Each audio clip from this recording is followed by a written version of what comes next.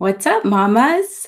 Welcome to the first Mama's Happy Hour. If you are new to my channel, my name is Nicole. I am a mommy. I'm a pediatric occupational therapist as well as a certified lactation consultant. And I'm just all about helping other mamas in their journey to motherhood or on the journey in motherhood. I want to make it easier for you just by sharing my formal and informal knowledge as well as life experiences, because I feel like when we all get together and we share our little area of expertise or, important experiences that have happened in our life, we make each other's lives just a heck of a lot easier. So that's what I'm about. And I'm really excited to hang out with you guys today. I had several questions come in either through the community aspect here on YouTube or via Instagram. So I'm going to be talking about baby-led weaning, how to increase your milk supply, general child development, and anything else that comes up that you guys are interested in. I'm here for you. So I just want to see if you guys are on. Drop me a comment, because I've had a history of struggle trying to get the comment section to work while I am live. I specifically went into my settings to make sure that it was on and you guys could see me. So I'm just going to open up a second window real fast. Oops. Let's see. Okay, so I've got a couple different windows up. I see 5 of you guys are here. All right. So, there's one thing that if you haven't seen my recent video, it was on the causes of low milk supply. So I've done a couple of, oh, hey, Cynthia, what's up? I see. Okay. What's up, friends? Good, good, good. This is great. Okay.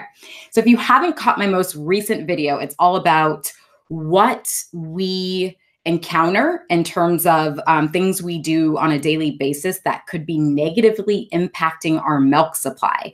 And I had so many moms asking about, why is my milk supply decreasing? What am I doing wrong? And so I thought that it was worth touching on. So as we start getting people jumping on, I just want to talk about what impacts your milk supply in a negative way. And that specific word is pressure.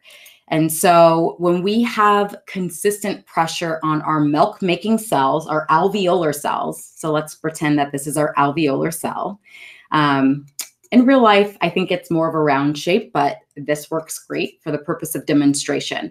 So if we have consistent pressure on our alveolar cells, which are our milk-making cells, then what happens is the alveolar cell is literally changing shape. Like pressure is changing the shape of this cell. And so now all of a sudden, when we had that perfect shape as it was before the pressure, we were able to put 11 ounces of milk in this cell. But now, because we had consistent pressure on this cell, we're only able to get 7 ounces of milk. So, and it really can have a long-lasting impact like this. And if you continue to put pressure on these cells, eventually the cell will literally collapse like this. And it's like cell death. This cell will no longer make milk anymore. So we want to be mindful of anything we're doing that would create excess pressure. So you're probably wondering, what are those things? Restrictive clothing is a really big culprit. So sometimes we want those like super form-fitting tops, or even bras that don't fit properly. And us nursing moms are probably quite guilty of this, because when our milk supply is coming in, our breast is changing size and shape so quickly that we're like, I'm not going to keep buying new bras. Like, what I've got is good. I'm just going to make it work, when really it doesn't fit properly. And that is causing compression, and that compression is causing pressure on our alveolar cells. So make sure you're comfy, make sure you're wearing the right size bra, your tops are cozy. Breast implants are actually another potential form of pressure on those cells depending on how they were implanted.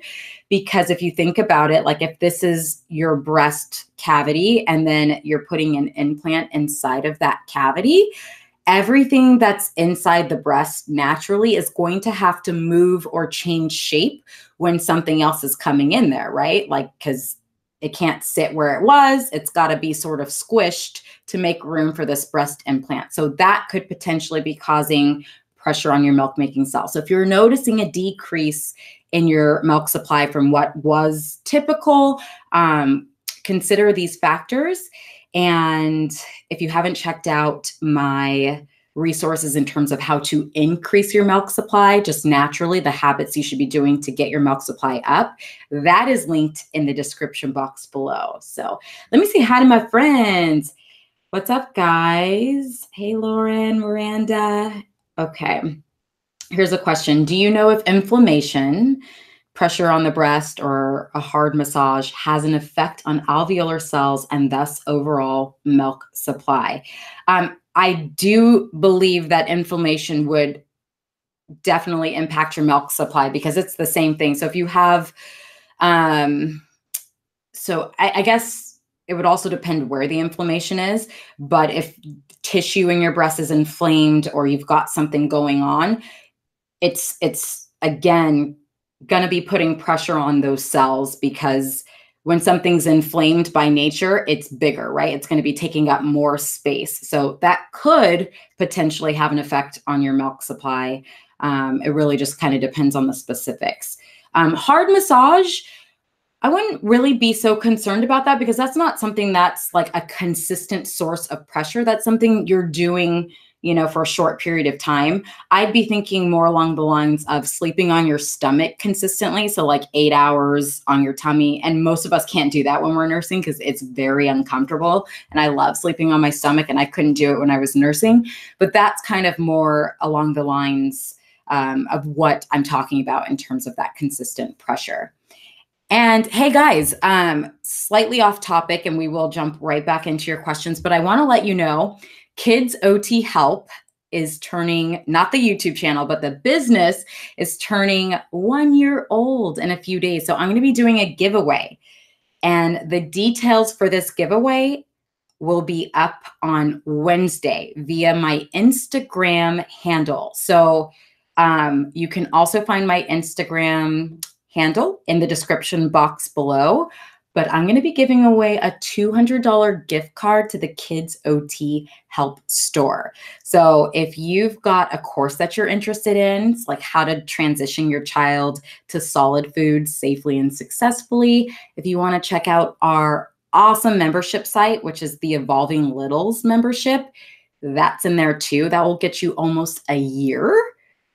Pretty cool. Almost an entire year paid for. So lucky winner. I love you guys and I really appreciate you. So I'm really excited to do this giveaway. So check that out if you're interested in it. Okay, Lauren asked, any tummy time tips? I love your suggestion for the exercise ball. Baby typically looks right, but I want her to stretch her neck left as well. The doctor wants to avoid torticollis. Okay, tips for that. So separate and apart from tummy time, if you want your little one to look in both directions and you feel like they're favoring one side over the other, an easy adjustment you can make is switch the setup of the crib. So, because sometimes babies will, what I'm trying to say is if you turn the crib the other way or turn their body, so they're like, okay, hold on a moment. Let me think about what I'm trying to say. Have their head face the opposite way in their crib. So they're having to turn towards stimulus, or you can put something like a picture, one of those black and white pictures up. If it's a really young kiddo, black and white is easy for them to see those contrasting colors. So black, white, red, yellow, you can tape up some just paper pictures in their crib. So that way they can turn the direction you want them to. But oftentimes, like when I worked in the NICU, we would literally just flip their head around to the opposite side. So that way they literally had to turn their head and, you know, visually come into contact with people who were facing the way that we wanted them to face. So that's one trip, almost 3 months. So perfect. Yeah, those high contrast colors, turn her head the opposite way in the crib. And during tummy time,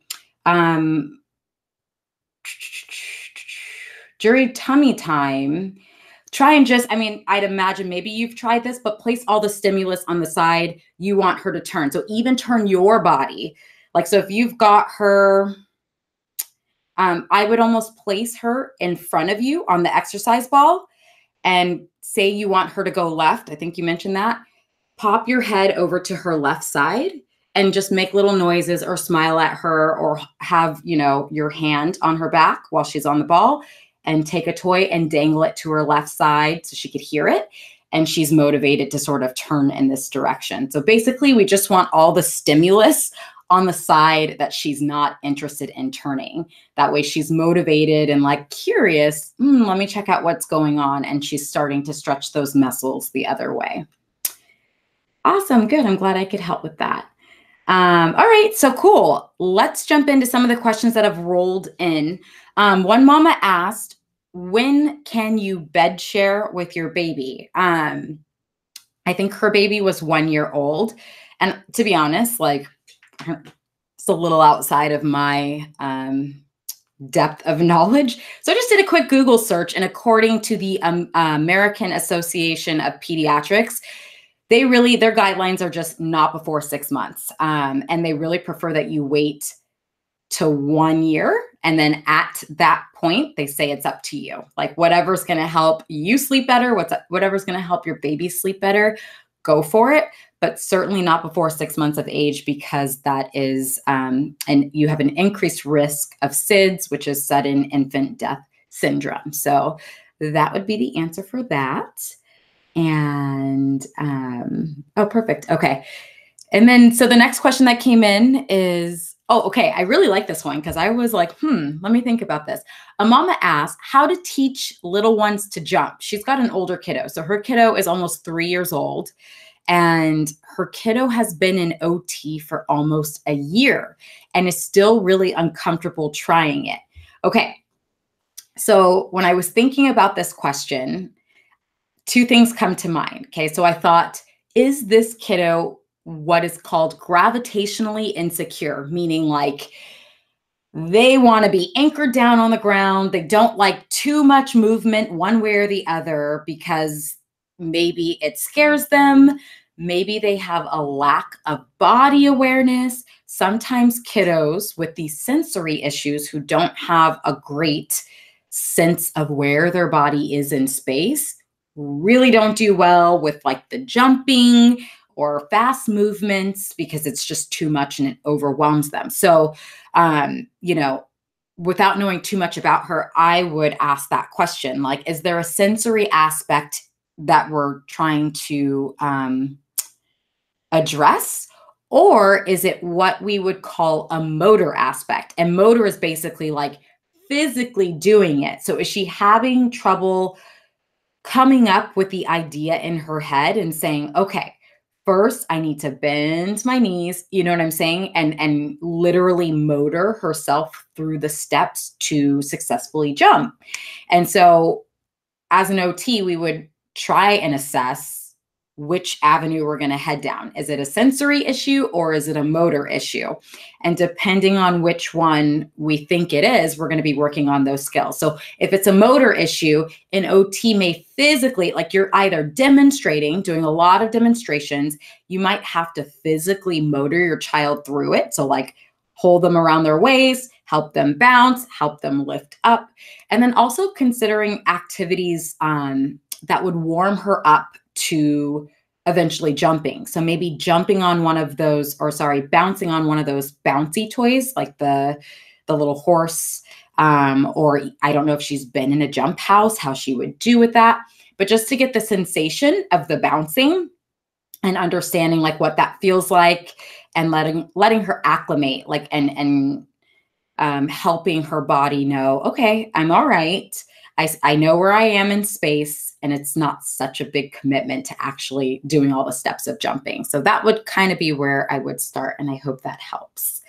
Um, and then we have another question about transitioning to solid food. So Mama wants to know, how do you transition to solid foods?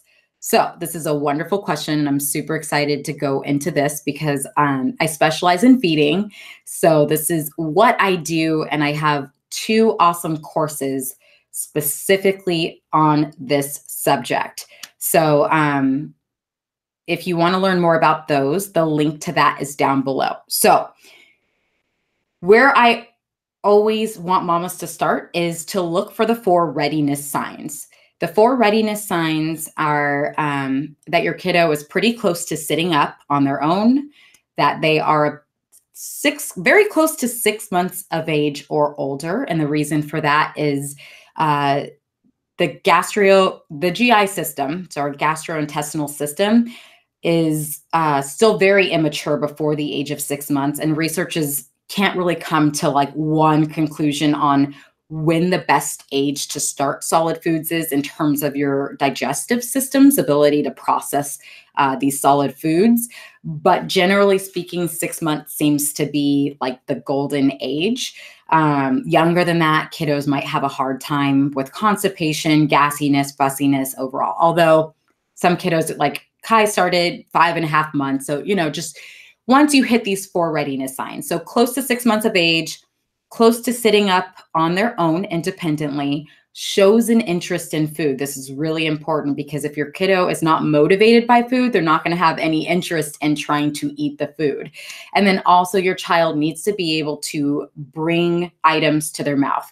And that's because it's a really big no-no for us to physically feed our children. They need to be able to put the food in their mouth because they have this built-in safety intuitive guide that tells them like, this is safe, this is not.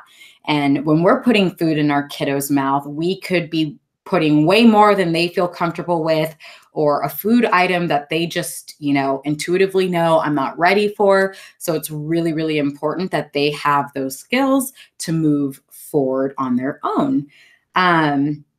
Again, so the 2 courses that I have the Weaning Essentials course, and this course is like, it's awesome. It's 30 minutes, but it's going to give you the basics. Like, you're going to learn about your options. Like, what about spoon feeding? Like, how to go about that?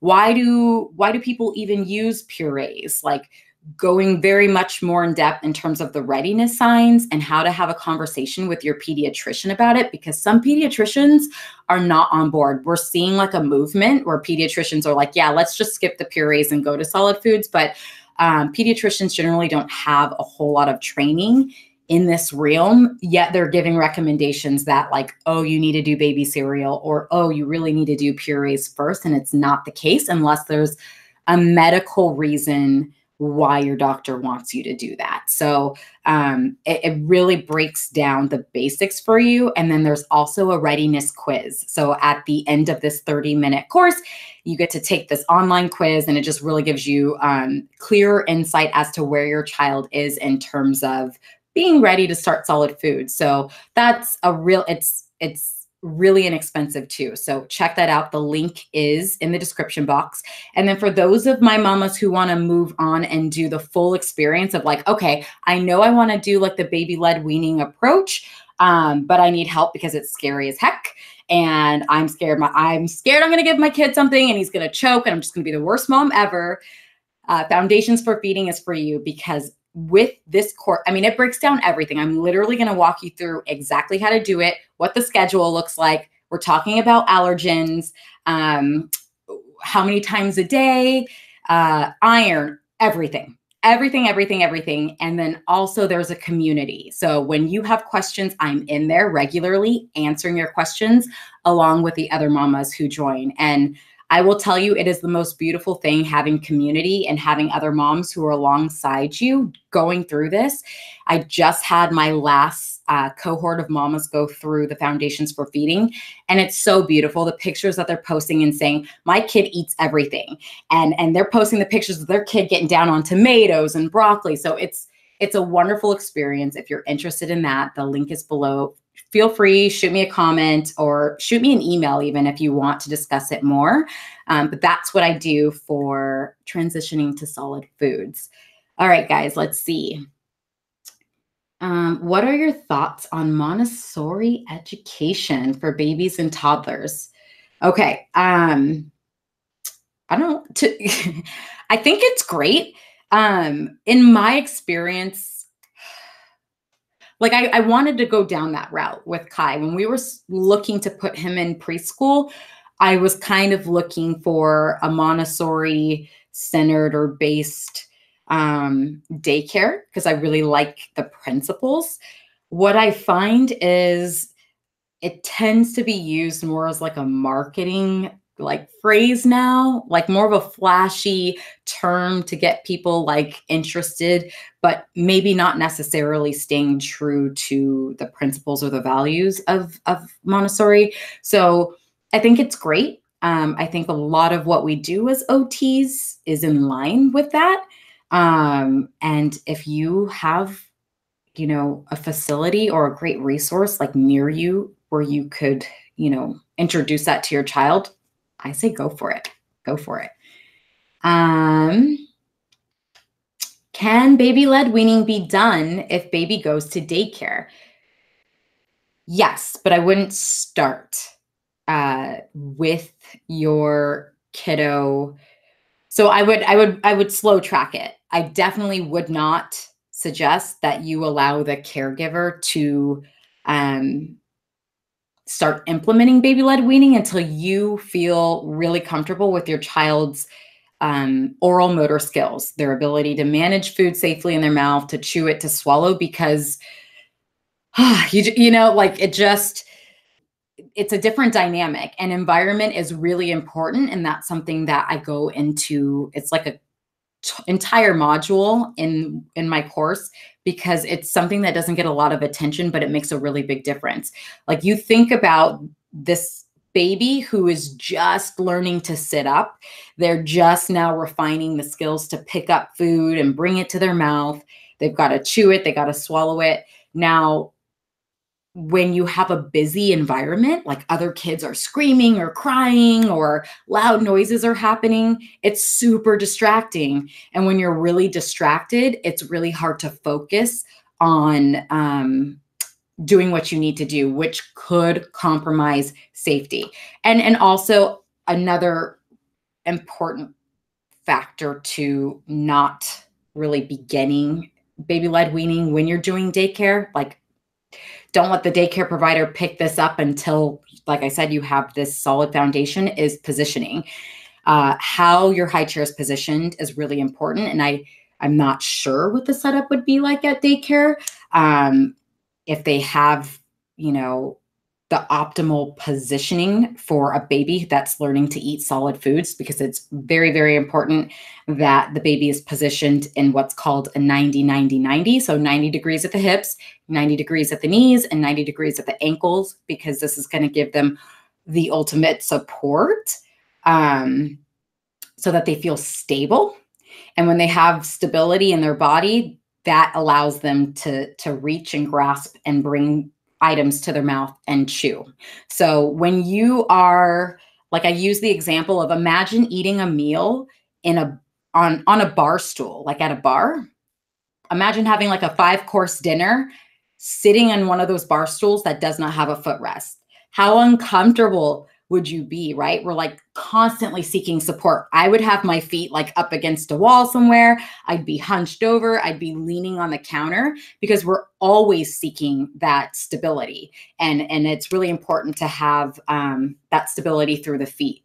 And that's us. Like, we're 30-something-year-old women, 20-something-year-old women, and our muscles are much stronger. But when you are a new baby and you've just learned to sit up, you're going to fatigue a lot faster than we would when trying to eat a meal.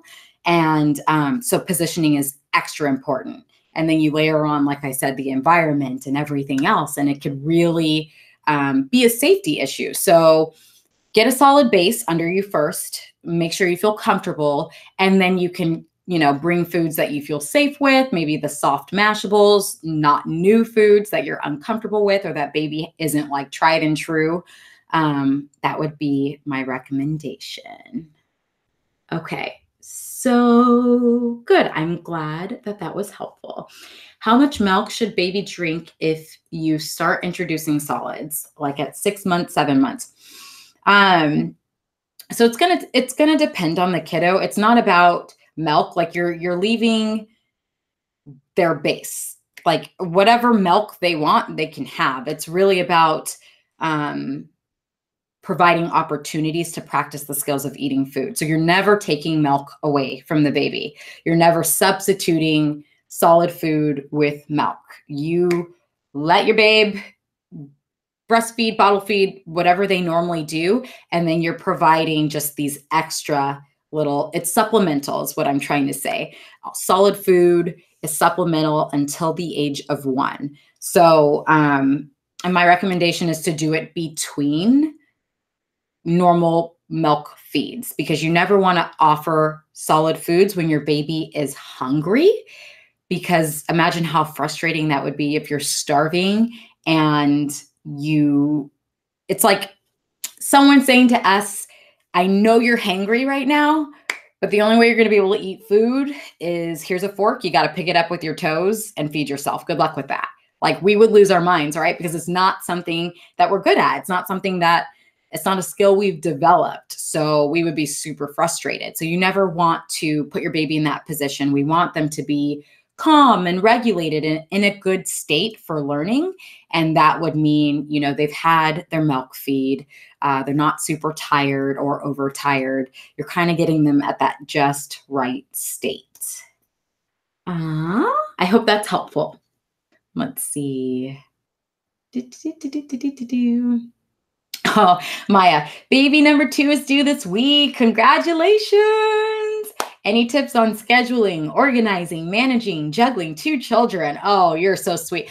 I have absolutely no experience with 2 kids, Maya. I'm useless to you in this. But please do let me know when you figure it out, because if I ever have a second child, I'll certainly be hitting you up for tips. So sorry, mama, but you got this. You figure it out. Like, I think we don't give ourselves enough credit. Like we are freaking superheroes. We figure this ish out. We get so worried. Like all the memes are so true about, we're so overwhelmed with the first child and all the things we think we need to know. And we're in their crib. And I'm so guilty of this, like checking to make sure I hear them breathe, like every 2 minutes. Are they still alive? You can't sleep.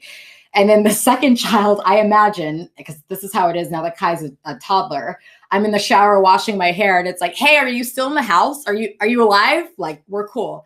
So you got this, Maya. I know you do. You're going to be great. Joanna, my mom is also an OT and she is adamantly against using the suspended bouncers because it doesn't encourage development. Yes, I agree. It doesn't. A lot of times we are, and this also goes with the, what are those seats? The bumbo seats. Same thing. And not to knock anybody who does this, it's totally fine. But just from a developmental standpoint, we're putting, it's called like prop sitting or placing our kids in these baby products that aren't fostering the skills they need to be in that position developmentally. So like placing kids in these bouncers before they're able to bear weight on their feet for, a decent amount of time. Or again, before they're sitting up at 3 months or 4 months, putting them in these bumbo seats. It's not great for development. Babies aren't meant to be put in these positions because they don't have the strength to be in those positions, if that makes sense. So it does them a disservice, and it also isn't helping to foster the skills necessary for them to graduate to that stage of either sitting or standing or bouncing. So I absolutely agree with that. My daughter is 3 years old and not much interest in food. What can I do? Oh, that is a tough one. Again, as an OT, I would go down the road of like, is it a sensory thing? Is it that she's not interested in certain types of food? Some kiddos are like, no go on your mushy, runny foods. Some kids don't like the harder foods. Sometimes you could see a pattern of whether it's like the texture or a certain type of flavor. So, and if it's a sensory aspect, there's like an entire protocol, which is like far too, like too long to get into via this live, but I would sort of just observe your child and see, is there a pattern? Is it like, you know, like I said, a certain texture? Is it the smell? Spicy foods, cold foods, hot foods, sweet foods? Kind of just observe and see if there are any behaviors with the foods that she typically avoids. And just generally speaking, as OTs, we sort of like to start where they're at. So if it is a sensory issue, some kiddos like, I'm not putting that in my mouth. Okay, cool. Can we look at it and kind of make it a play activity? I want you guys to know kids are so motivated by play. So if you can turn any activity into a fun play activity, it's going to motivate your kid a lot more, and chances are they will at least try to engage. So you modeling, mama. So making sure you guys are doing meal times together. You're trying the food. You're describing the food. We never want to pressure our kids and say like, oh, this is so delicious, you've got to try it, because maybe to your kiddo it's not. And then they think like, well, I can't trust you anymore. So we're just doing like objective descriptors like, oh, wow, this is kind of salty, or, oh, it's soft, or it has a little bit of a crunch. And if they're not there yet, if they're not at the, I can put this in my mouth, then we're playing. Maybe we're touching with our hands. Maybe we're touching with an object like a toothpick or a fork or a spoon. And then kind of graduating. So if you're doing the spoon, they don't want to touch it with their fingers, maybe then they'll poke the food next time. Maybe the next time they'll bring it to their nose and they'll smell it, and we celebrate that. Maybe the next time they'll give it a kiss, and then maybe the next time they'll put it in their mouth for 5 seconds. So we're always kind of starting where your kiddo is and then finding fun ways to explore at the next level, but at their speed, and respecting their nose. When they say no and it's like all done, we literally have an all done bowl where it's like, okay, thank you for trying, or no, you're done. You put it in, we respect their boundaries. I hope that's helpful, but I know it's hard because I'm not sure if sensory was or is the issue. I'm so glad you guys are all here. I love hanging out with you guys. All right. Oh, good. Okay.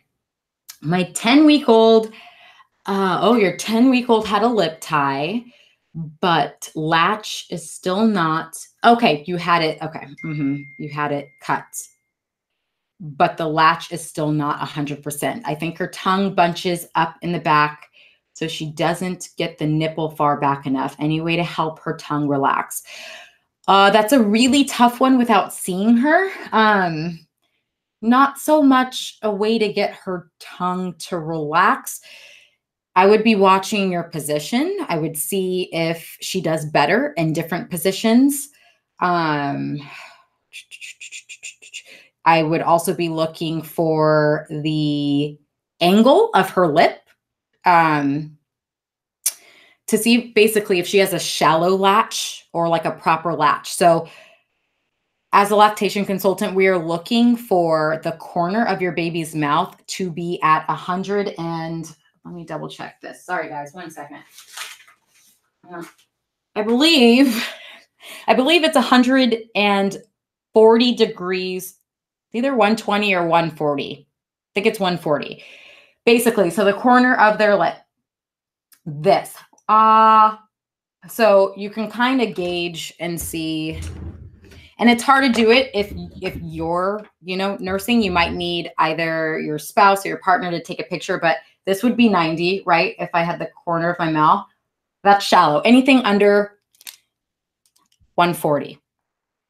I will amend if I need to amend. I'm pretty sure it's 140.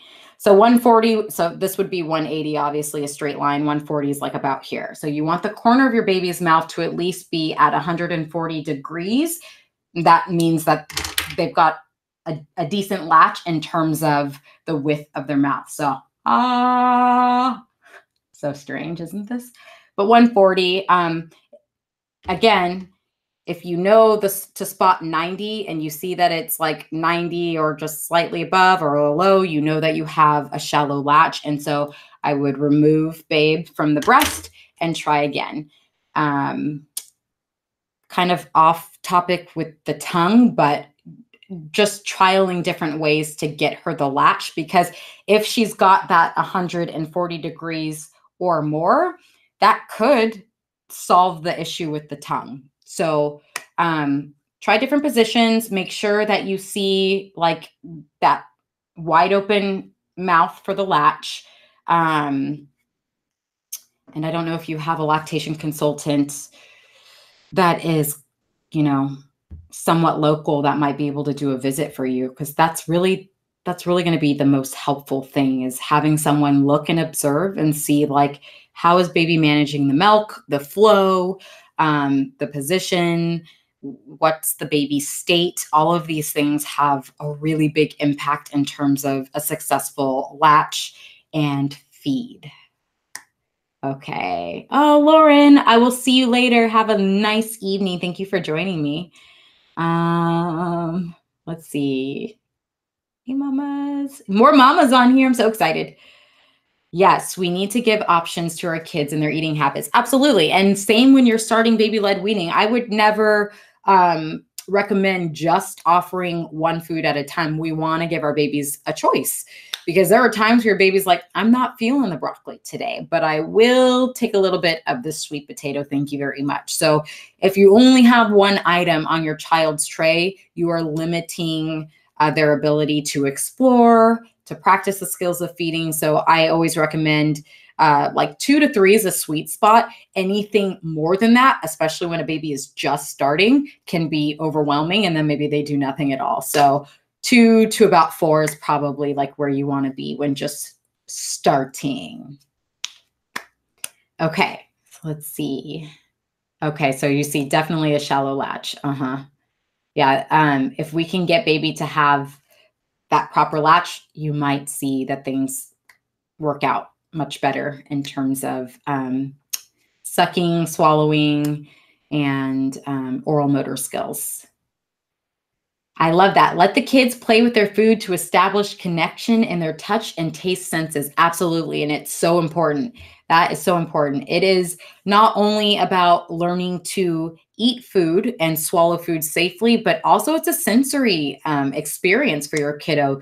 They are feeling different textures. They are, you know, smelling different textures, tasting different textures. It's a total immersive sensory experience. So that's what I love about feeding. You know, they're learning so many different skills during mealtime. And sometimes, you know, with our even toddlers, if you have a kiddo or a toddler who's like not into the mealtime environment, sometimes we take food outside of the mealtime environment and make it play, you know, like there's not the pressure that you need to eat the food.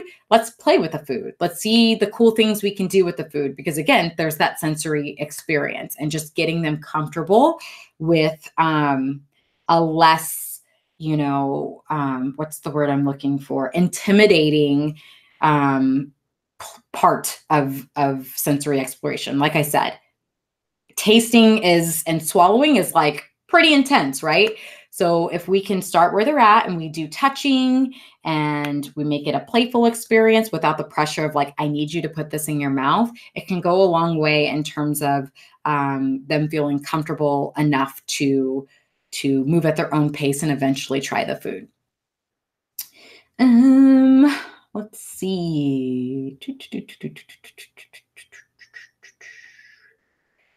Could a bigger mouth as she gets older make things better? It's not really about the size of her mouth per se, unless she had like just anatomically a much different size mouth. It shouldn't be about that. She should be able to just open her jaw unless there's a physical restriction there. She should be able to get a proper latch just by sometimes, mama, let me give you a quick tip. Sometimes babies don't get a proper latch because we restrict the back of their head. A baby needs to be able to, before they gape, which is like when they open their mouth, so gape, they actually move their head back. before they come onto the breast. So if you're holding your baby and you are holding them at the back of their head, babies sometimes aren't able to get the proper latch because they didn't get to go back with their head before moving forward to the breast. So of course we want to support our kiddo, but make sure you're supporting like more at the base of the neck and like the scapula instead of right center in the back of their head and restricting that movement. So they need to go back before they go forward on the breast. So maybe try that and see if that helps too. My 10-month-old with special needs has a really shallow gag and also gags on chunky pace and puffs. How can we help him with this gag reflex? That is tough. I know some kiddos, you know what? That's a really tough one. It honestly depends on the kiddo. Because some kiddos just have a hypersensitive gag reflex. And there's not a whole lot that we can do about it. I actually have a pretty hypersensitive gag reflex, but my OT friend, as she also specializes in feeding, and we work with special needs kiddos. Her son has a very hyperactive gag reflex and would just projectile vomit food. She did baby led weaning and had to kind of switch course because it was just too much. And even to this day, certain textures trigger it and he's just gagging and you're like, oh man, is he going to throw up? And he still does sometimes. So honestly, it's really about, if you can stick with the textures that aren't triggering it.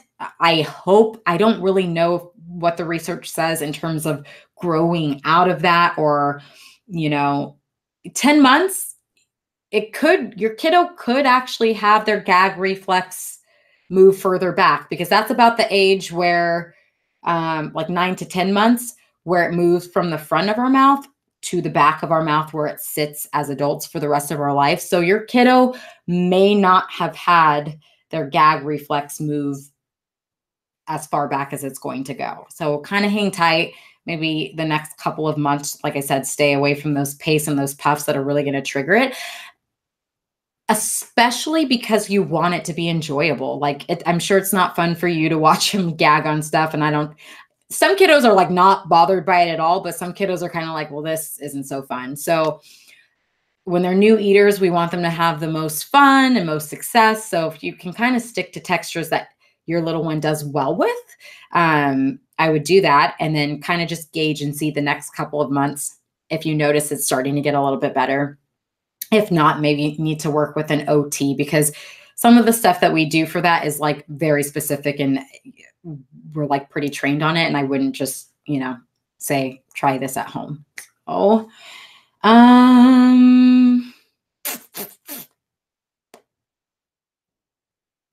Okay.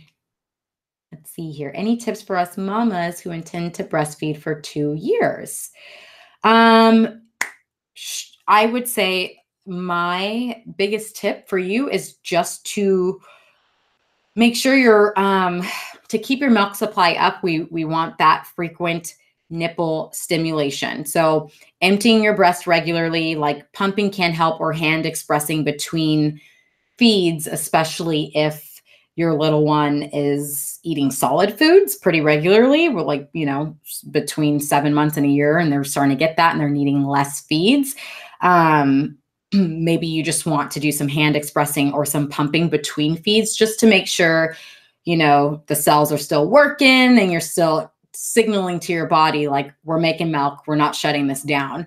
That would be my recommendation. Other than that, I think you got this, mama. Like, just do what you do, and watch out for those things that might limit your milk supply. So again, restrictive clothing, the bras, that sort of thing. Okay. Let's see. I have another question. I have been dealing with recurrent plugged ducts. So painful. Early signs of mastitis. Recommendations on how to, I'm wanting to stop midnight pumping. Any recommendations on how to do that?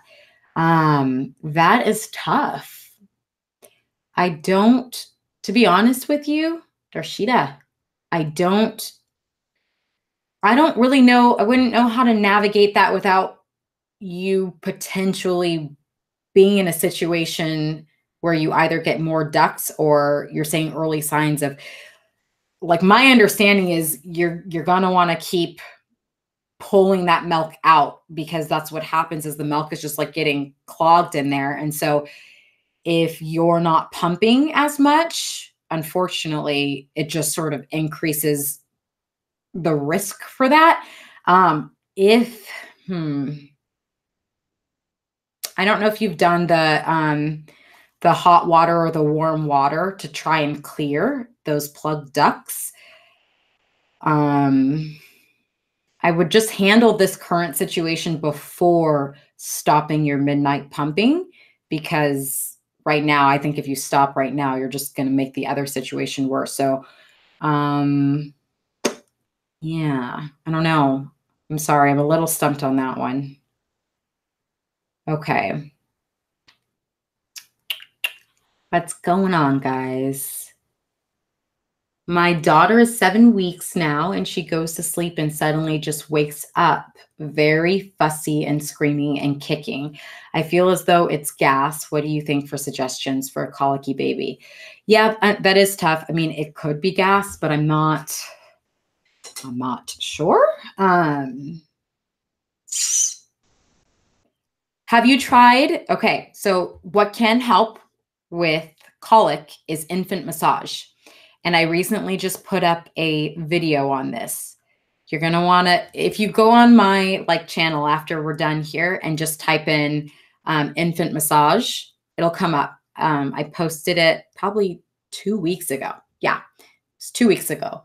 And infant massage can absolutely help with colic. It also helps with gas. It also helps with constipation. So if it is gas, you'll kind of know quickly, because there are some specific techniques that you can do with infant massage that help move things along. So give that a look. Is a straw sippy cup easier for my child to transition from being exclusively breastfed? She never took a bottle. Is a straw sippy cup easier for my child to transition from? Do you mean from the breast? Not necessarily. I mean, you can absolutely do a straw sippy cup. They work great. I kind of recommend, even you could do an open cup. I would just do one of those smaller open cups. So like maybe those Dixie paper cups. And obviously you're holding it and you can bring it to your little one's mouth. It doesn't need to have hardly any liquid in it. You could just have a sip in there, and it's kind of, they're already know how to do the sucking, the little suckling. So just bringing it up to their lips and count 1, 2 and put it back down. And they kind of are starting to get the sensation of closing their lips around the rim and taking in a little bit of water. But absolutely, you could do a straw cup too. Kiddos around 6, 7 months are learning to suck from a straw, and they'll pick it up pretty quickly, so long as there aren't any issues with the muscles around the mouth to kind of purse for the straw and sucking.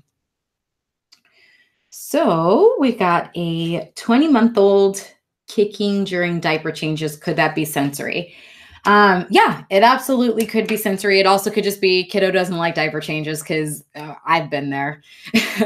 I've been there. Some kiddos, they're just busy at that age. Think about 20 months developmentally, what's happening. I mean, probably practicing running at this point, right? And getting into everything. They can't be bothered with a diaper change. They've got life to live, and you are trying to pin them down for an unnecessary amount of time when they could be exploring and living their best life. I don't know too many 20-month-olds that are fond of sitting still for a diaper change. So that wouldn't be my first thing. I wouldn't necessarily go to sensory. I would just say you have an age-appropriate kid that doesn't like diaper changes.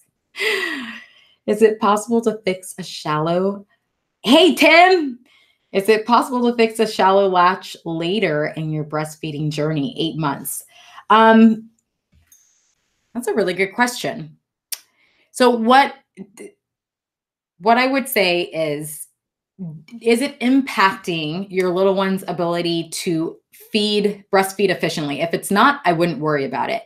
If it is, maybe it's a conversation we have, but typically as kids get older, they kind of get lazy with their breastfeeding because it's a skill they've developed and it's so easy for them to do that you will see a very shallow latch. Like they're just hanging on to the nipple. They're not even around the entire breast. You know, they know how to get milk out by doing the least amount of work possible. But generally speaking, it doesn't affect their ability to transfer milk from the breast to their mouth. So it's not a problem, other than the fact that sometimes it really hurts mom. Like, and that's what, you know, mamas who have toddlers or kiddos, maybe around 8 months, 9 months, maybe you're like, ooh, it's starting to really hurt. Are my nipples getting sensitive? Or is it that your kiddo's got that shallow latch and you're in pain? And maybe, Tim, that's why you're asking. What I would do is take the baby off if it's a shallow latch and kind of like literally guide the breast tissue into your little one's mouth. Because sometimes, you know, by 8 months, like you don't have to help them. They just find the boob and they're on it. But sometimes you may have to actually, Tim, you're going to love this, take your breast tissue and sort of like get like the decent amount of it and let your baby latch. So that way they're getting more of the areola and not just a shallow, you know, latch around the nipple, because of course that's painful and that can cause problems. So I hope that answers your question, but ask me another one if you still need me to go a little bit deeper there. What are some early signs to look out for if my kiddo might have a sensory disorder or behavioral challenges? Just want to make sure I don't overlook something. There, like, sensory challenges can show up in so many different ways. It really depends, because you think about the various sensory, our sensory systems, right? Visually, auditory, taste, touch. Like, so depending on, you know, if you have a kiddo that's sensitive to sounds, maybe they freak out every time there's loud noises, or there's a tantrum when there's loud noises, or maybe they are bumping into things, or maybe they are gravitationally insecure, like we talked about earlier. It could be your kiddo doesn't want to go on any play gym equipment. They don't want to go down a slide. They don't want to climb up the steps to go on the jungle gym. Like, it could be subtle at first. A big thing I think that kind of pops up sometimes is if it's a tactile sensory issue. So that just means your kiddos are like super sensitive to touch. And you may see that with clothing. So like tags, rough socks, shorts. Like some kiddos are like, no, I don't like these shoes, or they may cry and have a tantrum every time you're trying to get them dressed. And you're like, what is going on? And a lot of parents think it's a behavioral issue when really it could be a sensory issue. And so then you're playing with clothing that doesn't have seams or tags, and making these sort of swaps to see if this is helping your kiddo regulate and allowing them to feel comfortable in their body, and go on about their day, because it could be super disruptive. And if that's not helping, there's like an entire brushing protocol, but it's like pretty intense and in-depth. But that is designed to reset the sensory tracts in our brain that are basically sending wrong information. Like those tags and those seams are sending a message to the brain saying like, oh my gosh, we're in danger. This is super painful, when indeed it's not. And so the brushing protocols is meant to sort of reset that tract to say, no, we're good, and sort of start over. So those would be some things I would look out for. You'd likely notice it. And if something seems off, then like, you know, you could just sort of dive in and say, might there be an underlying sensory component behind this? I do have a great video up too, where I did an interview with an amazing OT. She's the Sensory Project 208. So if you search, I think it's proprioceptive. If you type that in my channel, I actually started a sensory series. I've got about 3 videos under the playlist. So I will, thank you for motivating me. I will finish that. But there's some tips in there, things to look out for. We go in depth about what you can look out for. So let's see. How can I help my 7-month-old sit up by herself? She's happy playing on the floor, but likes to sit while being supported too. Okay. Is she, I would ask where she's at. Is she trying to sit up on her own? Like, can she keep her balance for a couple of seconds before toppling over? Or is she just wanting you to support her? Is she only playing in a sitting position if she's fully supported?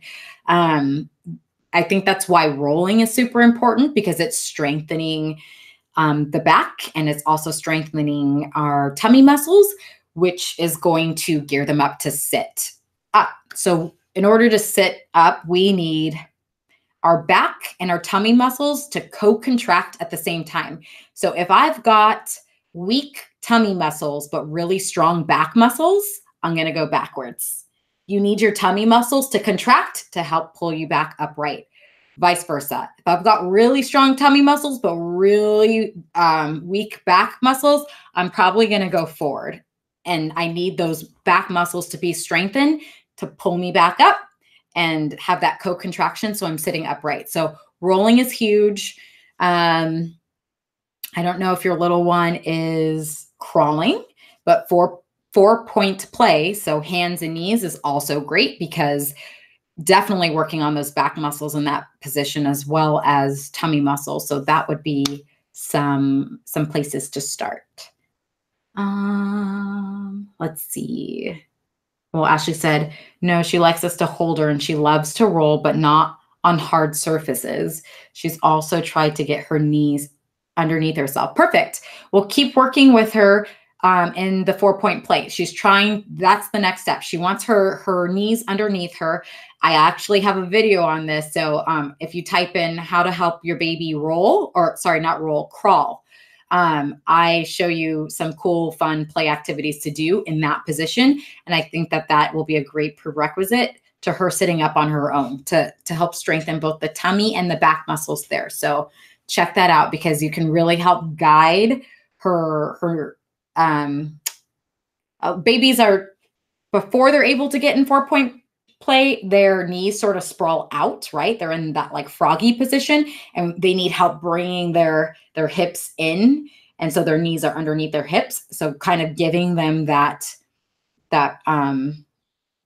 assistance, the physical cues through that, and allowing them opportunities to practice pushing up with their hands is great. That's the strengthening that they need to sit up. Oh, Tiff's on here too. What's up, Tiff? Tim loves that pose. Oh, that's hysterical. Yes. Thank you for asking, Tim. Thank you for asking. Oh, gosh. Okay. So let's see. She won't push up on her hands, the lazy thing. Okay. So that she's probably, I mean, that's the chest muscles and everything. She won't do it because it's hard for her to do it. And so we got to encourage her to do it. Check out the video that I was saying, helping your little one to crawl, because again, if we make it playful, if we make it fun, if we're demonstrating, even if it's just for like 2 minutes at a time, and then we let her be done because she's probably tired because those muscles haven't fully developed, or her endurance is probably a little bit lower because those muscles aren't strengthened yet. Cool. We did the workout.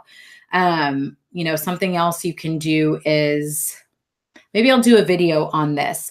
Sometimes I'll put my kiddo in a sitting position on an exercise ball with maximum support around their hips and their back, and sort of shift them left to right, because when you're going to the left and your body wants to lean that way, well, you guys are mirrored, so forgive me, I don't want to think about this, but to my right, probably your left, my right, you know, if I'm moving the ball this way and your baby's swaying this way, your left muscles are going to contract. The left side of your muscles are going to contract to try and bring you back to center. Vice versa, if you're going this way, you know, you're leaning, this side of your body is going to say, whoa, let's come back. And it's going to contract to bring you back. So that's another way to help strengthen some muscles. But again, maximum support. Don't need any babies falling off these exercise balls.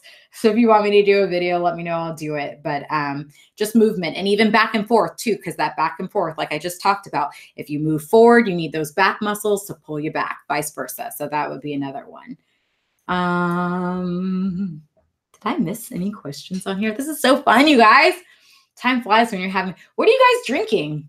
I'm gonna have a sip of my water. I'm no fun. I have water. Does anybody have wine? Does any mom, this is happy hour after all.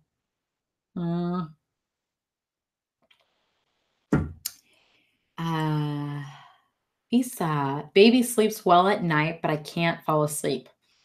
I keep checking up on her.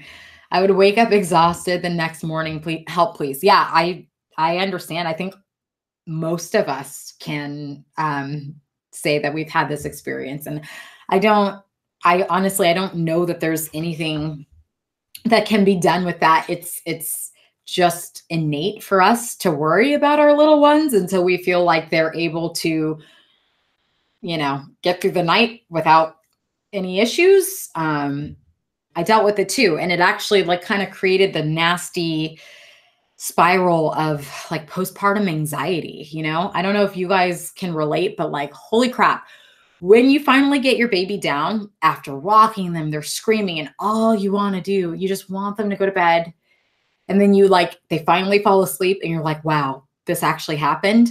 And you are literally holding your breath as you put them in the crib, and you are praying. You're like, please, floorboard, please don't creak. I'm holding my breath. I'm walking out. Ugh. And like, it's so like, I know we've all been there, but like that literally created anxiety for me, because if he woke up and started crying and I had to start that process over again, I would fall on the ground and just die, So I think it's something we just have to work through. I don't know if you use like the baby monitor, or for a while, I purchased this thing called the Owlette. I don't know if you guys have heard of this.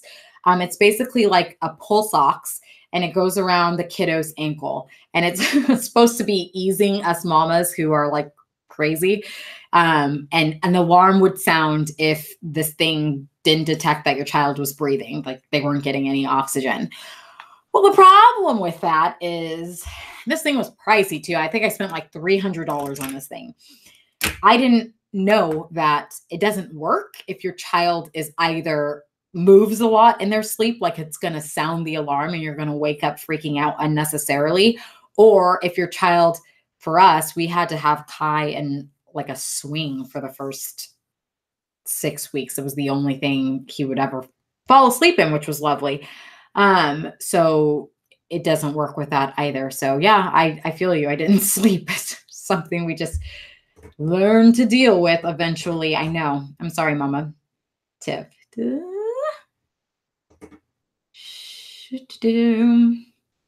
Yes. Oh, Tiff's got the wine. I love you. See, this is why I love you, Tiff. Wine all day. Next time I won't disappoint. I'll come with something a little more fun than water. Good for you. You deserve it too. I hope you're feeling better, girl. Just tea. Tea's good too. Breastfeeding mama here, and she eats at all hours. Yeah, I know. What are you going to do? Actually, I mean, this is a chat for a different day, but in my lactation consultant course, as long as you're not going crazy on the booze, you're actually okay doing that too. You can have the wine even if your kiddo's breastfeeding at all hours. Personal preference. I mean, if you don't want to do it, you don't want to do it. Totally understand that. But I know some mamas are like, can I? And this and that. And so maybe I'll do a video on that, because I don't have all the information pulled up in front of me. And I definitely want to give you all the information before I just make like a blanket recommendation like that. But yeah.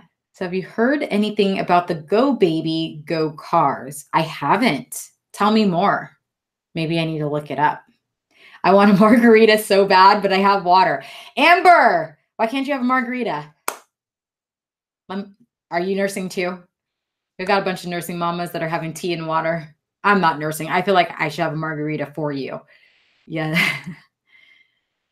Oh, yes. Crib in the bedroom. That is tough. Like, you just want to check on your baby like all the time when they're right there. It's hard.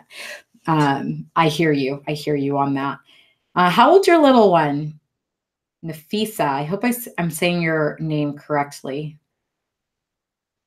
Yeah, absolutely, guys. What else do you guys want to know? You guys have anything else? What's going on? What's new? Share some wins with me because I know you guys are killing it in the mama realm. Have you worked with kids that have PVL? What is PVL? Probably not, because I don't know what it's not ringing a bell for me. But maybe, I don't know, maybe you just have to let me know what that is. What I want to tell you guys about. What do you want to know about you guys? Do you want to know anything about me? Do you want to know anything about me and Kai? I don't know. I feel like it's always like I love you guys, but it's always so business. Like we're friends too. Do you want to know anything about my life or no? Go Baby Go Car is a device built for special needs kids who help with moving. Our PT mentioned it and was looking for any other insight. Interesting. Haven't heard of it. I wonder if it's a new product. I worked for a program called California Children's Services, and it's very specific for special need kiddos who had neurological impairment. So basically it manifested in a physical way. So spina bifida, cerebral palsy, a lot of other very rare conditions. So, we saw the same types of equipment because our kiddos tend to need a lot of assistance. Those kiddos tended to need a lot of assistance in terms of mobility. So a lot of kiddos were in wheelchairs or whatever else. We had very few kids that came into that program that were pretty mobile. So I guess I'll have to check it out though. That sounds interesting. Tell us more tips about feeding. What do you want to know? What do you want to know? Be patient. You got to be patient. It's why I recommend, if you can, if your kiddo, I recommend starting solid foods as soon as those readiness signs are checked off, because you're going to give your kiddo that much more time to practice the skills eating before they hit the 1 year mark and you're starting to worry about consumption and, the nutritional and, the vitamins and everything else that needs to go when breast milk or formula is not enough on its own. So giving your kiddo as much opportunity as possible to practice the skills before they hit that year mark is really helpful. And that way you don't feel the pressure of, oh my gosh, I need my kid to eat everything that I prepared because, I'm worried about iron or this or that, whatever, it's like you're taking the pressure off of yourself by allowing your child to go at their own pace and pick up the skills, because they really do. They pick up the skills. Some kiddos, it takes them a little bit longer, but they will learn. So give them the opportunity to do so. Let's see. Okay, good. I pronounced it correctly. How's Kai doing? He's really cute. Thank you. He is great. He is a firecracker. He's a three-nager. We're working on the attitude because he's giving mama some lip sometime. But he's a super loving kid. I definitely, thank goodness, because this kid did not sleep through the night till he was 2. No, I have 0 tips on how to help your kid sleep through the night. No skills in that. I would have paid any amount of money. You guys, I remember just crying every day. I was Googling and there was this couple that were like, we'll get your infant sleep trained in, 2 weeks. And they wanted $3,000. And it is insane. It was at least $2,000. And I was really considering paying for it because that is how important sleep is. You guys, I was desperate. I was Google searching people. And there's this awesome resource, Taking Care of Babies. Hadn't heard of her when I needed her, but I hear she's great. And actually, I'm hoping that in the future we can do a video together, because I know so many of you mamas are struggling with the lack of sleep, But in the interim, check out the infant massage video, because that absolutely can help your baby sleep. A lot of times it's a sensory thing. They just do not feel regulated or calm enough to get them transitioning to sleep. So how do we help our child regulate and get into that calm state? Infant massage can absolutely help them with that. How about tips for feeding solids while on vacation? Last time I sat her in the stroller and she did pretty well. Yeah, they actually have, okay. Well, I'm going to slightly go against my own recommendation. Like, we talked about how important the footrest is, and it is, but sometimes when you're traveling, you just don't have an option and you make do with what you have. I don't know if you guys have seen those clip-on chairs that like clip onto the tables. Those are super portable, and I know a lot of mamas like swear by them and they're great. So maybe a fix you can do is use one of those and get like a step stool or like a bar stool or another chair, I don't know, and place it underneath where your little one's feet would be, to see if you can give them some support. Sometimes you can't do anything about it, and then you're just gonna, give them more assistance. Know that it might be harder for them. They may get tired faster. So being aware of, those cues, but just do the best you can. Or, another great option is put them on your lap and feed them, because they're going to get the support that way. They've got the stability through the back and the hips, and then their feet aren't dangling. So they, you could do that.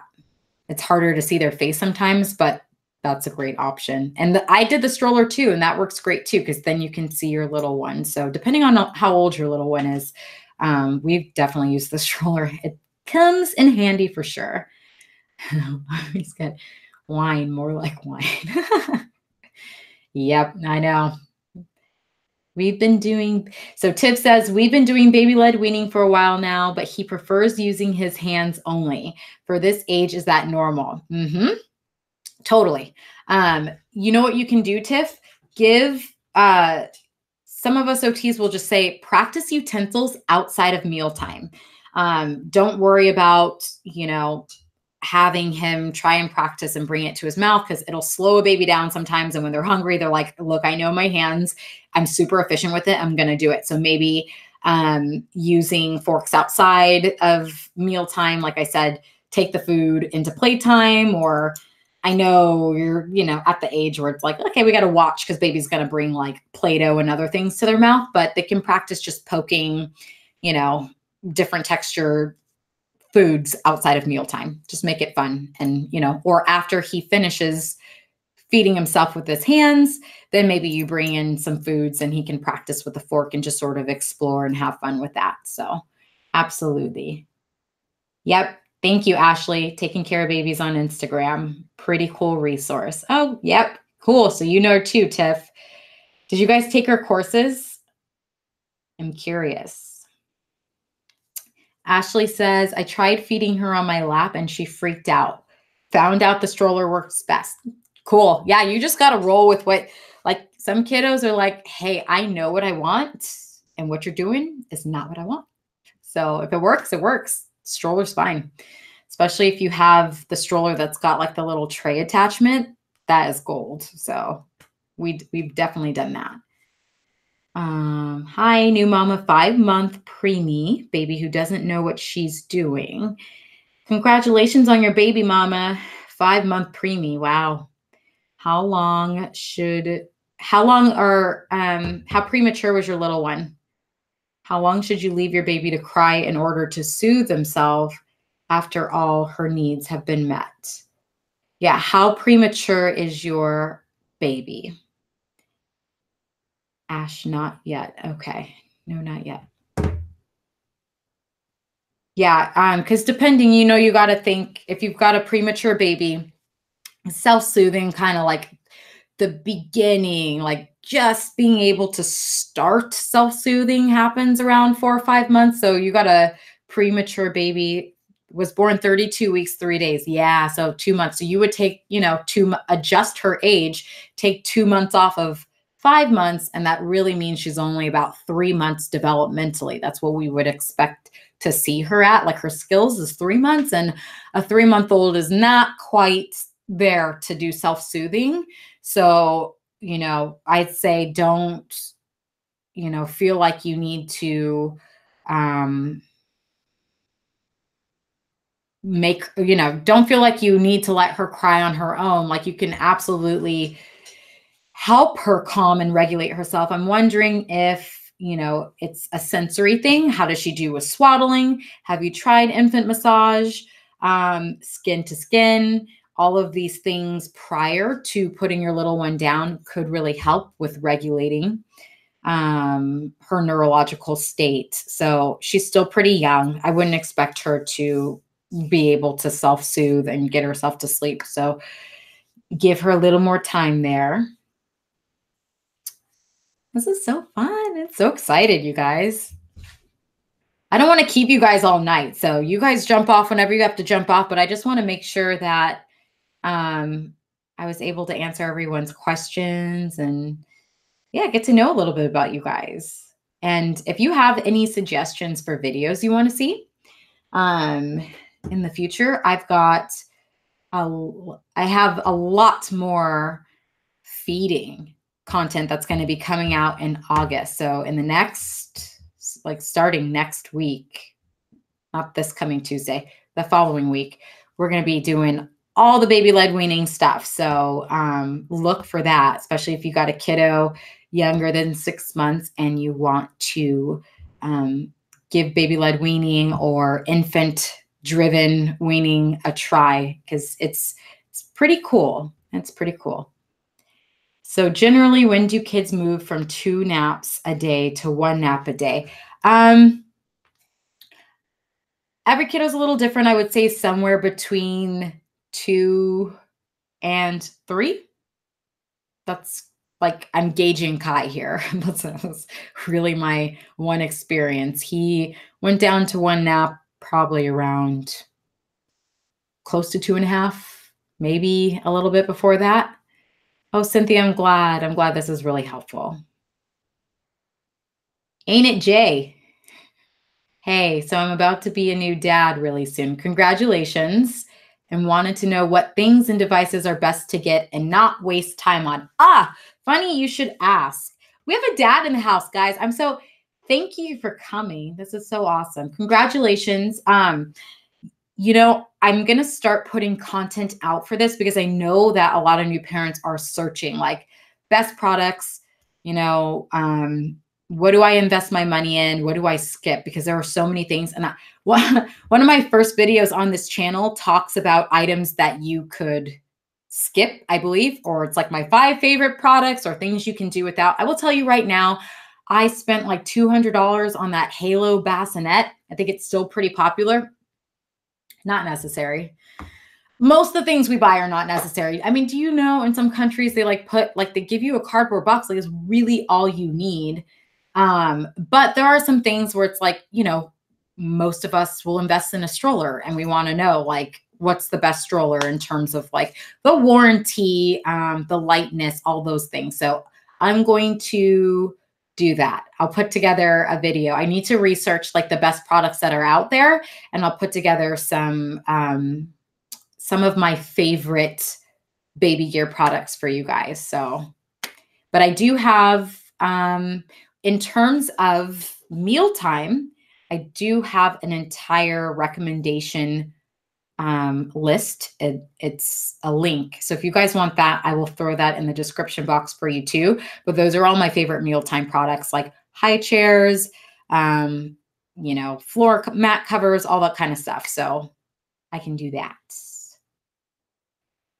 All right, my friends. Well, this was fun. I'm so excited. I got to hang out with you guys. If anybody else has another question before I jump off, please let me know. Let's see. Nope, nothing else. Oh, yeah. So for those of you guys who are on here and didn't hear in the beginning, Kids OT Help is turning 1 year old in just a few days, and I'm going to be doing a giveaway. I'm going to be giving away a $200 gift card to the Kids OT Help store. So that's where my courses live. That's where my monthly membership site lives. And also, if you want to do a one-on-one consultation with me, that's available too. So the information to enter will be on an Instagram post that is going up this week. I believe it's Wednesday. So check it out. I would love for one of you guys to win. I love you guys. You guys are the best. Thank you so much, Paul. Oh, another dad. We got 2 dads in the house. Yes. Just for the record, I love my dads. I know that I get messages from some of you guys that are like, hey, I'm a dad. What about us? And I love you guys. I really do. You have to understand though, like 95% of my audience is mamas, and, you know, especially with the content of breastfeeding, but there's so much content that you can benefit from too. Doesn't matter whether you're a mom or your dad. I appreciate you. Thank you for the support. And you guys have a wonderful night. Bye.